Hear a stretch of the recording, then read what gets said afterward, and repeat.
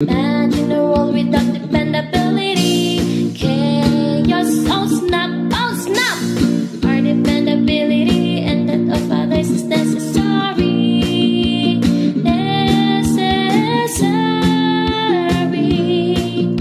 For God's approval, thumbs up, thumbs up.